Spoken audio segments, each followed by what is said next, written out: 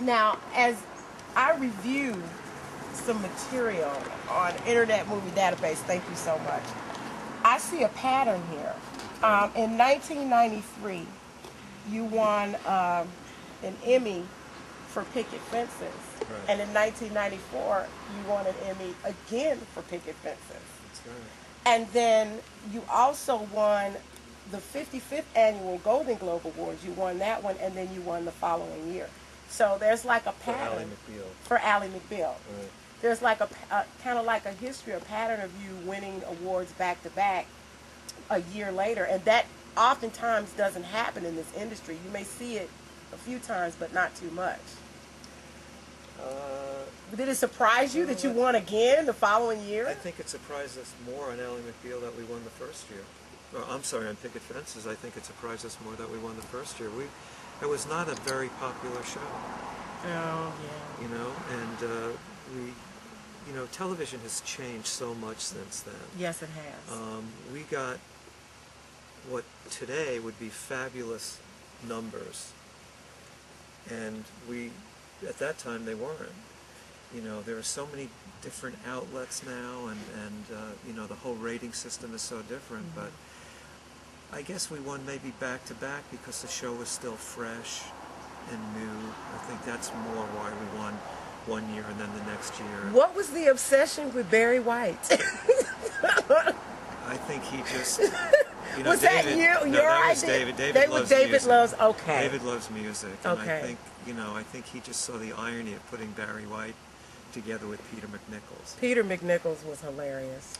So it was his inner voice, and I think David saw that as his inner voice. What was your contribution to Ally McBeal in terms of the creativity? I mean, I know you were like co-producer and supervising producer. Well, David loves to write, and David is different from a lot of other producers in the sense that that's just what he concentrates on. And the best way I could put it, and I've said this before, is that this is how my contribution worked. David would hand me the script, and I would hand him back the show. Wow. Pretty much. That's So awesome. I would do all the casting. I would hire the directors. I would scout the locations. I would be on the set pretty much all the time. Now, see, I'm glad you're saying this because So that's my contributions. you have so many titles, and I want to educate people because a lot of people, they look at the credits, they don't really know what these titles mean, and each one has a specific job description. Yeah, and it also depends on what the situation is and who Okay. you're working for. My main title was executive producer. And what an executive producer does, if there's a circus, he's the ringmaster. Okay. He just coordinates it all. That's Okay. what the executive producer does In television.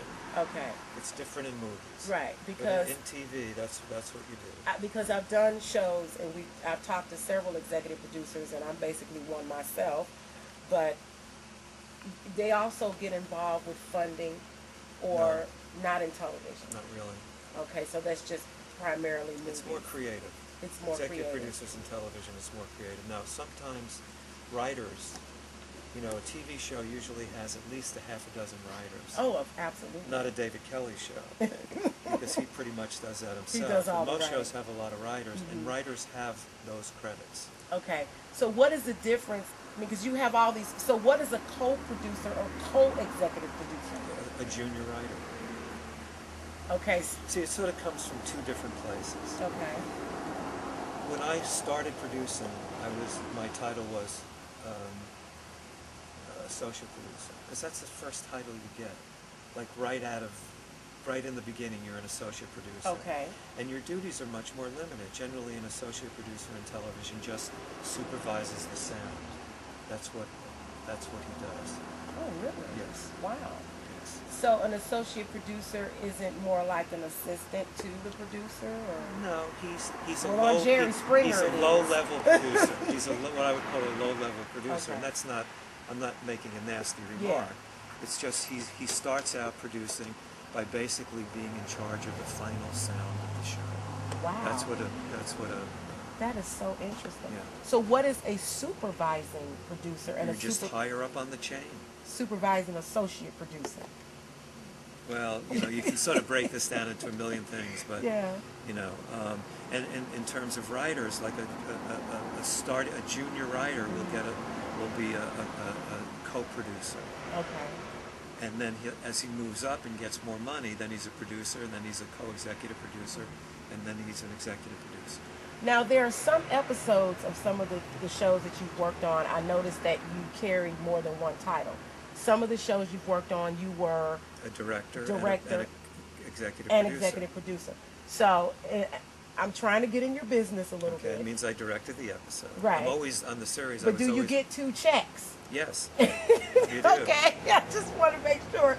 And then there were some shows where you were supervising producer and editor, so you get 2 checks. No, there were none like that. Wait a I minute. don't think so. Wait a minute. I was an editor and a producer. You were an editor and supervising associate producer.